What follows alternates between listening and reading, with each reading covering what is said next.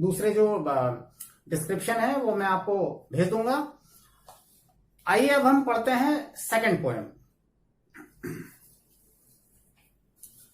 Second poem is fire and ice. ये समझ लेते हैं। अब फायर एंड आइस का मैसेज क्या है, इसको भी सेम वही रॉबर्ट फ्रॉस्ट ने ही लिखा है, तो उनके बारे में बताने की जरूरत नहीं है।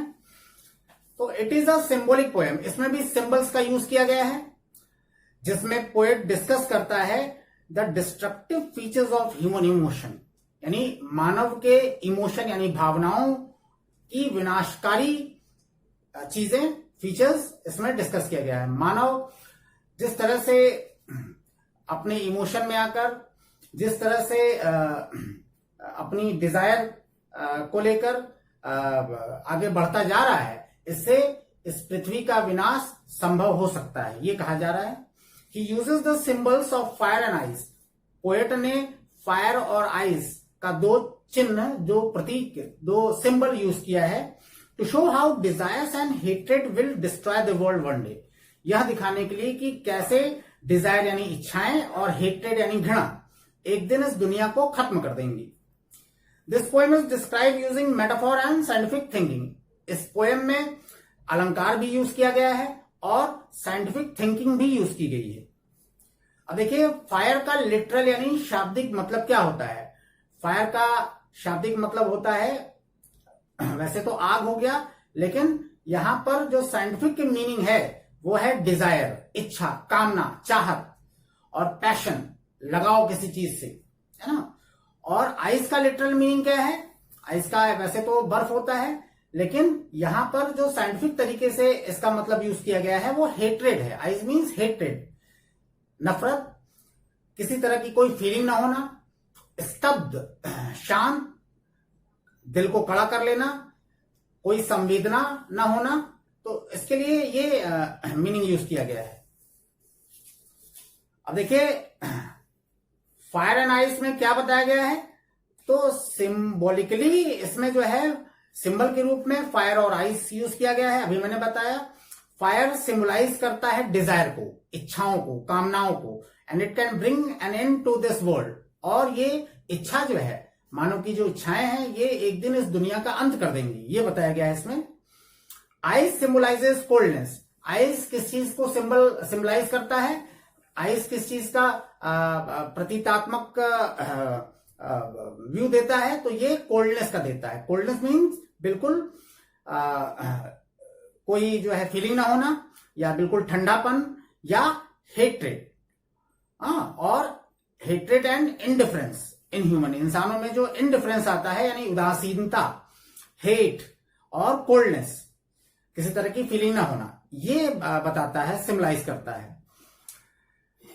और इंसानी रिलेशनशिप को का जो है इस चीज से अंत हो सकता है, और इंसानी रिलेशनशिप से दुनिया का अंत हो सकता है। So too much desire and too much coldness, बहुत ज्यादा इच्छाएं और बहुत ज्यादा किसी तरह की कोई फीलिंग ना होना, इससे भी दुनिया का अंत हो सकता है। अब देखिए, इस पोएम में पोएटिक डिवाइस का यूज किया गया है। पोएटिक डिवाइस मींस कि पोएट कौन कौन से उपकरण यूज करता है, इसको समझाने के लिए क्या क्या तरीके, क्या क्या जो है इंस्ट्रूमेंट यूज करता है। तो देखिए, इसमें सिंबल के रूप में मैंने पहले ही बताया, फायर का इस्तेमाल किया गया है जो डिजायर का सिंबल है, और आइस जो वर्ड यूज किया गया है, आइस का सिंबल जो है कोल्डनेस है, इंडिफरेंस, उदासीनता। और इसमें राइमिंग जो स्कीम है वो A B, A A, B C, B C B, ये यूज किया गया है। यानी सेंटेंस के लास्ट वाला जो वर्ड होता है उसकी लय, तुकबंदी क्या होती है, उसके अनुसार हम एक अल्फाबेट लेके दिखाते हैं कि पहले लाइन में जो आया वो दूसरे लाइन में नहीं आया, तब ए बी ले लेंगे। और अगर पहले लाइन में जो वर्ड आया उसी से मिलता जुलता साउंड अगर दूसरे लाइन में आया तो ए ले लेंगे। तो इस तरह से राइमिंग स्कीम यूज करते हैं पोएट लोग।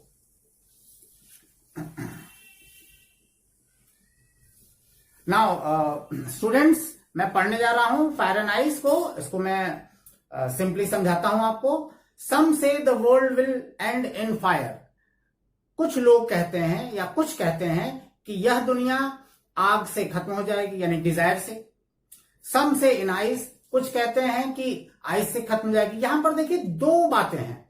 सिंपली अगर देखा जाए तो पोएट ये कहना चाहता है कि कुछ लोग कहते हैं कि इस दुनिया में इतनी गर्मी बढ़ जाएगी कि ये दुनिया नष्ट हो जाएगी, और कुछ लोग कहते हैं कि इस दुनिया में इतना ठंडापन बढ़ जाएगा कि ये दुनिया नष्ट हो जाएगी। तो यहां पर दो चीजें हैं, और सिंपली अगर देखा जाए तो ये मतलब निकलता है।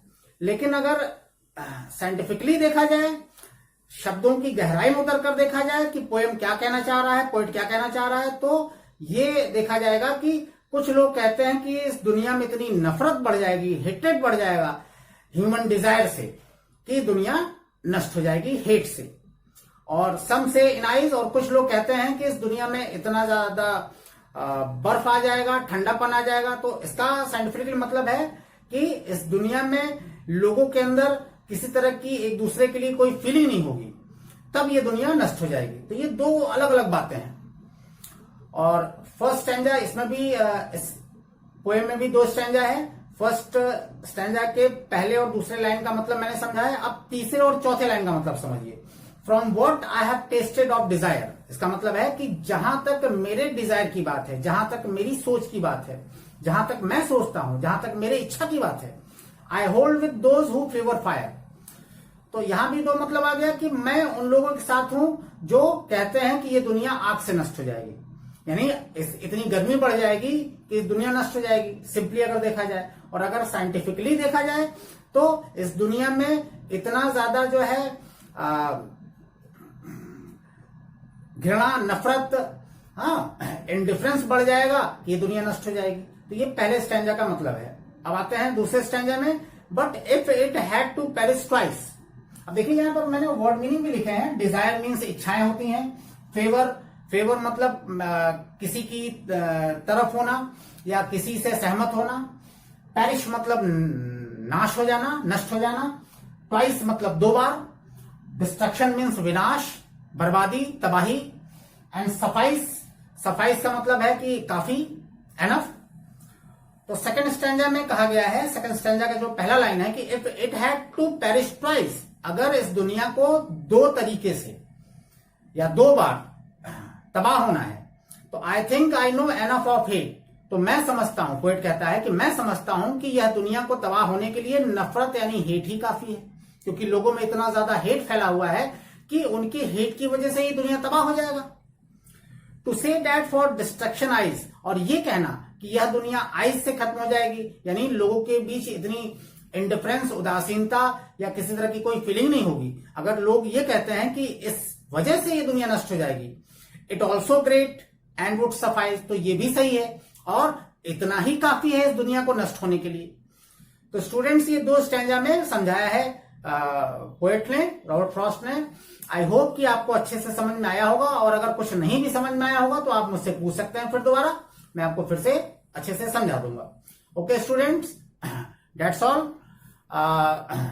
नेक्स्ट वीडियो में मैं आपसे फुटप्रिंट्स विदाउट फीट के फर्स्ट चैप्टर में मिलूंगा। Okay students, thank you.